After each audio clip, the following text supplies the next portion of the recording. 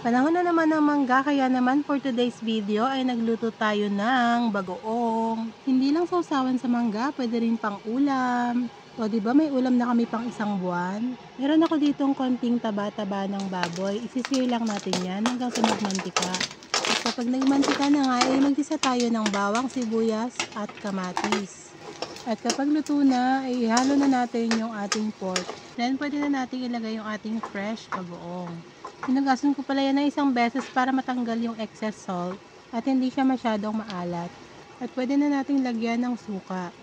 Pagkatapos lagyan ng suka, huwag mo nang haluin at palipasin ng 1 minuto. Yan ang sabi ng lola nyo. At isunod na rin natin yung brown sugar. 1 cup yung nilagay ko. Nasa sa inyo kung gaano karami yung ilalagay nyong sugar. Mas maraming sugar, mas matamis. At yung iba nga pala ay naglalagay daw ng gata. Ako naman ay hindi naglalagay. Iba-iba lang talaga tayo ng style sa pagluluto. Ang importante ay masarap at malinis yung ating pagkain. Nilagyan ko din pala yan ng ground black pepper.